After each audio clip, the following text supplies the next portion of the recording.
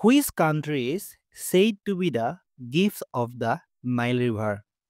নীল নদীৰ দান বুলি কোনখন দেশক কোৱা হয়? কাৰেক্ট এনচাৰটো হ'ব অপশ্যন এ ইজিপ্ত। লগতে মনত ৰাখিব লাগিব যে ইজিপ্তৰ কেপিটেল হৈছে কাইৰো। আৰু নীল নদী হৈছে পৃথিৱীৰ আটাইতকৈ দীঘল নদী আৰু নীল নদী 11খন দেশৰ মাজেৰে পাৰ হৈ যায়। আৰু নীল নদী আফ্ৰিকা মহাদেশত অৱস্থিত। এইকেইটা পইণ্ট এক্সামৰ কাৰণে দৰকাৰী। Who is the author of the book a tale of two cities? A tale of two cities গ্ৰন্থখনৰ লেখক কোন? কাৰেক্ট এনচাৰটো হ'ব অপশ্যন এ চাৰ্লছ ডিকেন্স। লগতে এক্সামৰ কাৰণে দৰকাৰী কেইখনমান গ্ৰন্থ আৰু লেখকৰ বিষয়ে ডিছকাছ কৰিম। প্ৰাইড এণ্ড প্ৰিজুডিচ গ্ৰন্থখনৰ লেখক হৈছে Jane Austen. A brief history of time গ্ৰন্থখনৰ লেখক হৈছে Stephen Hawking. Tomb of sand নামৰ উপন্যাসখনৰ লেখক হৈছে গীতাঞ্জলি শ্ৰী। এই উপন্যাসখন তেখেতৰ পঞ্চমখন উপন্যাস আৰু এই উপন্যাসখনে 2022 চনত আন্তঃৰাষ্ট্ৰীয় বুকাৰ প্ৰাইজ লাভ কৰিছে। আৰু এই গ্ৰন্থখন ইংৰাজীলৈ অনুবাদ কৰিছে ডেইজি ৰৱেলে। এই গ্ৰন্থখন এক্সামৰ কাৰণে বহুত দৰকাৰী হয়। তাৰপাছত মিডনাইট চিলড্ৰেন নামৰ গ্ৰন্থখনৰ লেখক হৈছে ছালমান ৰুছিদাই। এই গ্ৰন্থখনৰ বাবে তেখেতে 1981ত বুকাৰ প্ৰাইজ লাভ কৰিছিল। তাৰপাছত the god of the small things গ্ৰন্থখনৰ লেখক হৈছে ভাৰতীয় লেখিকা অৰুন্ধতী ৰায়। এইখন তেখেতৰ প্ৰথমখন উপন্যাস হয়। এই উপন্যাসখনে 1997ত বুকাৰ প্ৰাইজ লাভ কৰিছে। দ্য গল্ডেন গেট গ্ৰন্থখনৰ লেখক হৈছে বিক্ৰম ছেথ আৰু এইখন তেখেতৰ প্ৰথমখন গ্ৰন্থ হয়। লগতে তেখেতে ৰচনা কৰা আৰু এখন গ্ৰন্থ হ'ল এ চুইটেবল বয় আৰু এই গ্ৰন্থখন ইংৰাজী ভাষাত এতিয়ালৈকে এটা খণ্ডত প্ৰকাশিত আটাইতকৈ দীঘলীয়া উপন্যাস। তাৰপাছত হেৰি পটাৰ চিৰিজৰ লেখক হৈছে জে কে ৰাউলিং আৰু ৱাৰ এণ্ড পিচ যুদ্ধ আৰু শান্তি উপন্যাসখনৰ লেখক হৈছে লিঅ' টলষ্টয় আৰু ৰুম অৱ দ্য ৰুফ নামৰ গ্ৰন্থখনৰ লেখক হৈছে ৰাস্কিন বণ্ড আৰু দ্য ইনহেৰিটেন্স অফ লছ নামৰ গ্ৰন্থখনৰ লেখক হৈছে কিৰণ দেশাই। দ্য ভেজিটেৰিয়ান নামৰ গ্ৰন্থখনৰ লেখক হৈছে হাংকাং আৰু The Old Man and the Sea নামৰ গ্ৰন্থখনৰ লেখক হৈছে আৰ্নেষ্ট হেমিংৱে। এইকেইখনবোৰ এক্সামৰ কাৰণে দৰকাৰী হয়। Where is the headquarter of UNESCO? ইউনেস্কোৰ মুখ্য কাৰ্যালয় ক'ত অৱস্থিত? কাৰেক্ট এনচাৰটো হ'ব অপশ্যন চি ফ্ৰান্সৰ পেৰিছত। লগতে মনত ৰাখিব লাগিব যে ইউনেস্কোৰ ফুল ফৰ্মটো হৈছে United nations educational scientific and cultural organisation.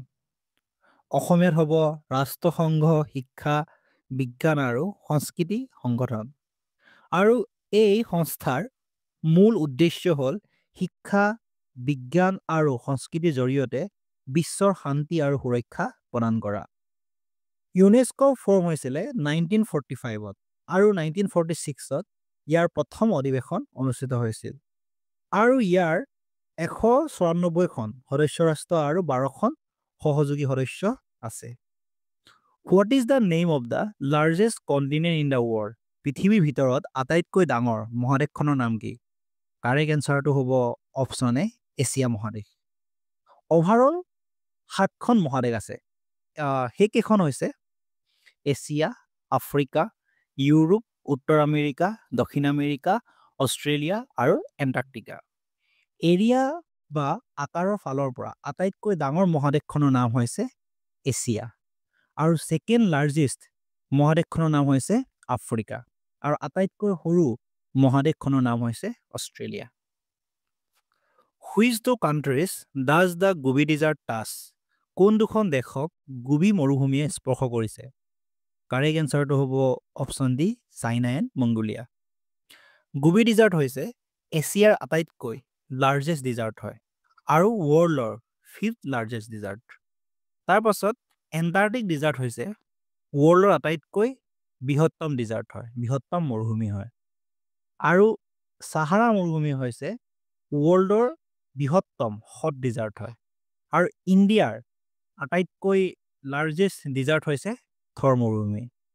So এইকেইটা পইণ্ট এক্সামৰ কাৰণে দৰকাৰী তাৰপাছত where was the 2022 FIFA world cup held 2022 চনৰ ফিফা বিশ্বকাপ ক'ত অনুষ্ঠিত হৈছিল কাৰেক্ট এনচাৰটো হ'ব অপশ্যন ডি কাটাৰত লগতে মনত ৰাখিব লাগিব যে 2022 ফিফা ৱৰ্ল্ড কাপত জয়লাভ কৰিছিলে আৰ্জেণ্টিনাই আৰু 2026 FIFA world cup Canada America আৰু মেক্সিকোৱে আয়োজন কৰিব আৰু ফিফাৰ হেডকোৱাৰ্টাৰ হৈছে জিউৰিছত ছুইজাৰলেণ্ডৰ জিউৰিছত আৰু ফাৰ্ষ্ট ফিফা ৱৰ্ল্ড কাপ হৈছিলে 1930 আৰু প্ৰথম ফিফা বিশ্বকাপ আয়োজন কৰিছিলে উৰুগুৱে আৰু প্ৰথম ফিফা বিশ্বকাপ জয়লাভ কৰিছিলে উৰুগুৱে আৰু এটা পইণ্ট ইম্পৰ্টেণ্ট যে ব্ৰাজিল হৈছে আটাইতকৈ বেছি 5 বাৰ ফিফা বিশ্বকাপ বিজয়ী দল আৰু ফিফা ৱৰ্ল্ড কাপৰ ট্ৰফিৰ হাইট হৈছে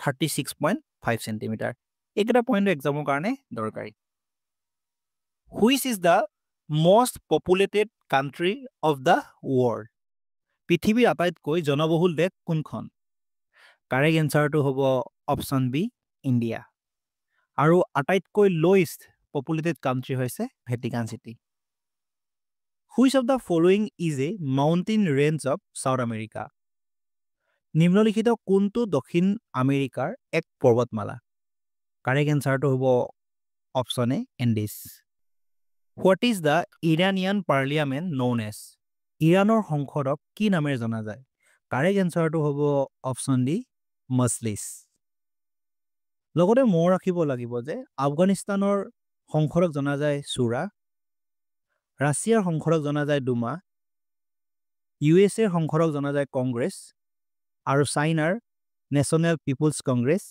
ক্ৰোচিয়াৰ সংসদক জনা যায় চাবৰ জাপানৰ সংসদক জনা যায় নেশ্যনেল ডায়েট ইজৰাইলৰ সংসদক জনা যায় কেনেছেট এইকেইটা পইণ্টটো এক্সামৰ কাৰণে দৰকাৰী which animal is known as the ship of the desert তলৰ কোনটো প্ৰাণীক মৰুভূমিৰ জাহাজ বুলি জনা যায় কাৰেক্ট এনচাৰটো হ'ব অপশ্যন এ কেমেল উট তাৰপাছত which among the following is the world's largest mangrove forest তলৰ কোনটো মেনগ্ৰোভ বনাঞ্চল কাৰেক্ট এনচাৰটো হ'ব অপশ্যন এ সুন্দৰবনছ তাৰপাছত which plateau is known as the roof of the world কোনটো মালভূমিক বিশ্বৰ ছাদ বা পৃথিৱীৰ মুৰজ বুলি জনা যায় কাৰেক্ট এনচাৰটো হ'ব অপশ্যন ডি পামি যিটো বহুত ইম্পৰ্টেণ্ট হয় which of the following countries is known as the cockpit of Europe তলৰ কোনখন দেশক ইউৰোপৰ ককপিট বুলি জনা যায় কাৰেক্ট এনচাৰটো হ'ব অপশ্যন এ বেলজিয়াম তাৰপাছত which of this street separate Asia from Africa কোনটো জলদ্বীপে এছিয়াক আফ্ৰিকাৰ পৰা পৃথক কৰে কাৰেক্ট এনচাৰটো হ'ব option C Bab el Mandeb তাৰপাছত in which continent is the Atacama desert located Atacama মৰুভূমি কোনখন মহাদেশত অৱস্থিত কাৰেক্ট এনচাৰটো হ'ব অপশ্যন ডি চাউথ আমেৰিকা তাৰপাছত which sea separates the African continent from the Asian continent কোনটো সাগৰে আফ্ৰিকা মহাদেশক এছিয়া মহাদেশৰ পৰা পৃথক কৰে কাৰেক্ট এনচাৰটো হ'ব অপশ্যন বি ৰেড চি চ' মেপত দেখা গৈছে যে ৰেড চিয়ে এছিয়া আৰু আফ্ৰিকাক ভাগ কৰিছে তাৰপাছত the international dead line passes through which ocean আন্তঃৰাষ্ট্ৰীয় তাৰিখা কোনটো মহাসাগৰৰ মাজেৰে পাৰ হৈ যায় চ' কাৰেক্ট এনচাৰটো হ'ব অপশ্যন ডি পেচিফিক অ'চেন প্ৰশান্ত মহাসাগৰ তাৰপাছত the Nobel prize was instituted by which country Nobel বঁটা কোনটো দেশে প্ৰদান কৰে কাৰেক্ট এনচাৰটো হ'ব অপশ্যন চি ছুইডেন তাৰপাছত which continent is known as the forgotten land কোনখন মহাদেশক পাহৰি যোৱা ভূমি বুলি জনা যায় চ' কাৰেক্ট এনচাৰটো হ'ব অপশ্যন এ এণ্টাৰ্কটিকা তাৰপাছত which of the following has became the first country in the world to pay equal salary to men and women তলৰ কোনখন দেশত পুৰুষ আৰু মহিলাৰ সমান দৰমহা দিয়া বিশ্বৰ প্ৰথমখন দেশত পৰিণত হৈছে কাৰেক্ট এনচাৰটো হ'ব অপশ্যন এ আইচলেণ্ড তাৰপৰা Dublin is the capital of which country Dublin কোনখন দেশৰ ৰাজধানী কাৰেক্ট এনচাৰটো হ'ব অপশ্যন বি আয়াৰলেণ্ড তাৰপাছত what is the only stock exchange in the world বিশ্বৰ আটাইতকৈ পুৰণি ষ্টক এক্সচেঞ্জ কোনটো চ' কাৰেক্ট এনচাৰটো হ'ব option C Amsterdam stock exchange তাৰপাছত who said Egypt is the gift of the Nile কোনে কৈছিল এইটো কাৰেক্ট এনচাৰটো হ'ব অপশ্যন চি হিৰডটাছ তাৰপাছত হাউ মেনি জাজ are there in International Court of Justice International Court of জাষ্টিছত কিমানজন ন্যায়াধীশ আছে কাৰেক্ট এনসাৰটো হ'ব অপচন বি 15 জন Who among the following was involved in the Battle of Waterloo? Waterloo যুদ্ধত তলৰ কোনজন জড়িত আছিল কাৰেক্ট এনসাৰটো হ'ব অপচন এ নেপোলিয়ন বোনাপাৰ্ট সো আমি মনত ৰাখিব লাগিব যে Waterloo যুদ্ধ হৈছিল 1815 চনত ফ্ৰান্স আৰু ব্ৰিটেইনৰ মাজত এটো বহুত দৰকাৰী হয় এক্সামত আহে আৰু ফ্ৰেঞ্চ আৰ্মিৰ ফালে আছিল নেপোলিয়ন বোনাপাৰ্ট আৰু এইখনে আছিল নেপোলিয়নৰ অন্তিম যুদ্ধ আৰু নেপোলিয়ন পৰাস্ত হৈছিল যুদ্ধখনত সো লগতে মনত ৰাখিব লাগিব যে সমুদ্ৰগুপ্তক নেপোলিয়ন অফ ইণ্ডিয়া বুলি কোৱা হয় সো ইণ্ডিয়াৰ নেপোলিয়ন বুলি কাক কোৱা হয় সমুদ্ৰগুপ্ত আৰু অসমৰ নেপোলিয়ন বুলি কাক কোৱা হয় তাৰ এনসাৰটো হ'ব সুহুংমুং সো এটা বহুত ইম্পৰ্টেন্ট এতিয়া আমি এক্সামৰ কাৰণে দৰকাৰী কেইটামান গুৰুত্বপূৰ্ণ বেটেলৰ বিষয়ে যুদ্ধৰ বিষয়ে ডিসকাস কৰিম বেটেল অফ হাইডাছপাছ হৈছিল 326 BC আৰু এই বেটেল হৈছিল আলেকজেণ্ডাৰ আৰু পুৰুৰ মাজত আৰু এই যুদ্ধত জয়ী হৈছিল আলেকজেণ্ডাৰ তাৰপাছত বেটেল অফ টেৰেইন হৈছিল 1191 আৰু 1192 so battle of terrain first যুদ্ধ হৈছিল 1191 ত তেতিয়া পৃথিৱীৰাজ চৌহানে জয়ী হৈছিল আৰু সেকেন্ড বেটেল অফ টেৰেইন 1192 ত মোহাম্মদ ঘোৰী জয়ী হৈছিল তাৰপাছত আহিব battle of Panipat first battle of Panipat হৈছিল 1526 বাবৰ আৰু লোদী বংশৰ লাষ্ট ৰজা ইব্ৰাহিম লোদীৰ মাজত আৰু এই যুদ্ধত জয়ী হৈছিল বাবৰ তাৰপাছতে মোগল এম্পায়াৰ প্ৰতিষ্ঠা হৈছিল তাৰপা সেকেন্ড বেটেল অফ পানিপত হৈছিল 1556 আকবৰ আৰু হেমুৰ মাজত হৈছিল আৰু এই যুদ্ধত জয়ী হৈছিল আকবৰ তাৰপাছত বেটেল অফ চৰাইঘাট হৈছিল 1671 ত আহোম আৰু মোগলৰ মাজত আৰু সেই সময়ত আহোমৰ ৰজা আছিল উদয়াদিত্য আৰু এই যুদ্ধত আহোমে মোগলক পৰাস্ত কৰিছিল তাৰপাছত হল battle of Itakhuli so battle of Itakhuli হৈছিল 1682 সো বেটেল অফ ইটাখলি আছিল আহোম আৰু মোগলৰ মাজৰ লাষ্ট যুদ্ধ আছিল আৰু এই যুদ্ধত আহোমে মোগলক পৰাস্ত কৰিছিল সেই সময়ত আহোমৰ ৰজা আছিল গদাধৰ সিংহ তাৰপাছত থাৰ্ড বেটেল অফ পানিপতৰ তৃতীয় যুদ্ধ হৈছিল 1761 ত আহমেদ শাহ আবদালী আৰু মাৰাঠাসকলৰ মাজত আৰু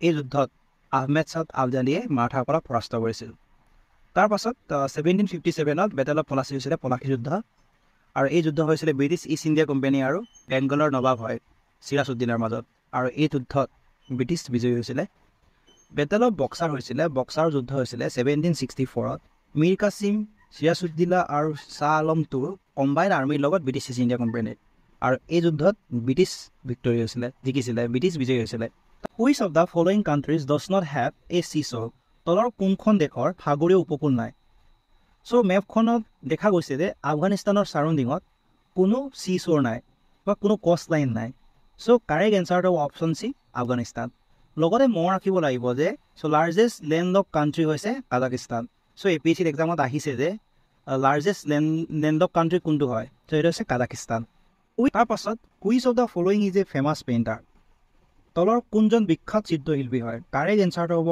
option C Leonardo da Vinci so তেখেতৰ দুখন পেইণ্টিং বহুত ফেমাছ হয় এইটো হৈছে এটা মনালিসা সো মনালিসা পেইণ্টিংটো তেখেতে কৰিছিলে তেখেত এজন ইটালিয়ান পেইণ্টাৰ হয় সো এইটো এক্সামত আহে যে তেখেত কোন দেশৰ পেইণ্টাৰ মানে কোন দেশৰ হয় সো ইটালীৰ হয় আৰু তেখেতৰ দা লাষ্ট ছুপাৰ আৰু মনালিসা এই দুখন পেইণ্টিং বহুত ইম্পৰ্টেণ্ট এক্সামৰ কাৰণে তাৰপাছত লিঅ'নাৰ্ডো ভিঞ্চি অফ আছাম বুলি কোৱা হয় কলাগুৰু বিষ্ণুপ্ৰসাদ ৰাভাক তাৰপাছত the ruins of Angkor Wat are located in which country Angkor ৱাটৰ ধ্বংসাৱেশ কোনখন দেশত অৱস্থিত কাৰেক্ট এনসাৰটো হ'ব অপচন সি কম্বোডিয়া তাৰপাছত হু ডেষ্ট্ৰইড নলন্দা ইউনিভাৰ্চিটি ইন 1193 1193 চনত নলন্দা ইউনিভাৰ্চিটি কোনে ধ্বংস কৰিছিলে কাৰেক্ট এনসাৰটো হ'ব অপচন সি বখতিয়াৰ খিলজি আৰু নলন্দা ইউনিভাৰ্চিটি প্ৰতিষ্ঠা কৰিছিলে কুমাৰ গুপ্তাই আৰু নলন্দা ইউনিভাৰ্চিটি আছে বিহাৰত সো এইটো ইম্পৰ্টেণ্ট যে নলন্দা ইউনিভাৰ্চিটি ক'ত আছে বিহাৰত আছে তাৰপাছত in which village is the Hornbill festival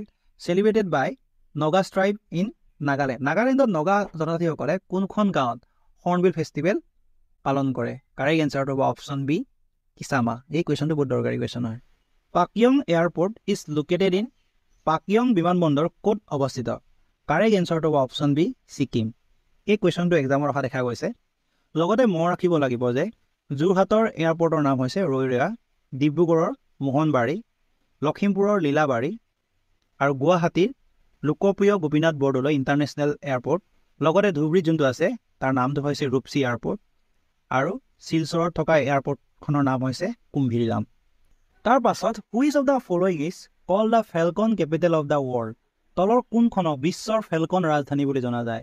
correct এনচাৰটো হ'ব অপশ্যন এ নাগালেণ্ড। তাৰপাছত what is the name of largest women's market in Asia located in Imphal? ইম্ফলত অৱস্থিত এছিয়াৰ সৰ্ববৃহৎ মহিলা বজাৰখনৰ নাম কি? চ' এই কুৱেশ্যনটোতো APCত আহিছে। ইয়াৰ কাৰেক্ট এনচাৰটো হ'ব অপশ্যন এ ইমা কেইথেল। তাৰপাছত barren island which is the only active volcano in India is situated in which part of India? ভাৰতৰ একমাত্ৰ সক্ৰিয় আগ্নেয়গিৰি বেৰেন দ্বীপ ভাৰতৰ কোনটো অংশত আছে? কাৰেক্ট এনচাৰটো হ'ব option D Andaman and Nicobar. To' what is the currency of Ukraine? ইউক্ৰেইনৰ মুদ্ৰা কি? চ' এই কুৱেশ্যনটো দৰকাৰী কুৱেশ্যন হয়। কাৰেক্ট এনচাৰটো হ'ব অপশ্যন চি হিৰভনিয়া। চ' লগতে মনত ৰাখিব লাগিব যে জাপানৰ কাৰেঞ্চিক জাপানৰ মুদ্ৰাক কোৱা হয় য়েন আৰু চাইনাক yuan. The চুৱেজ canal জইনছ the Mediterranean C with which of the among C? চ' চুৱেজ কেনেলে ভূমধ্য সাগৰৰ লগত কোনখন সাগৰক জইন কৰে বা মিলি যায়? কোনটো সাগৰৰ লগত মিলি যায়? চ' কাৰেক্ট এনচাৰটো অপশ্যন বি ৰেড চি। তাৰপাছত how many planets are there in our solar system? আমাৰ সৌৰজগতত কিমানটা গ্ৰহ আছে? কাৰেক্ট এনচাৰটো হ'ব অপশ্যন বি 8। তাৰপৰা which blood group is known as universal donor? কোনটো ৰক্তগোটক সাৰ্বজনীন দাতা বুলি কোৱা হয়? মানে এই ব্লাড গ্ৰুপৰ টেষ্ট মানে চবকে মানে দিব পাৰে মানে। চ' কাৰেক্ট এনচাৰটো হ'ব অপশ্যন ডি অ' নিগেটিভ। আৰু AB পজিটিভ হৈছে ইউনিভাৰ্চেল একচেপ্টৰ, ই মানে চবৰে ব্লাড ল'ব পাৰে।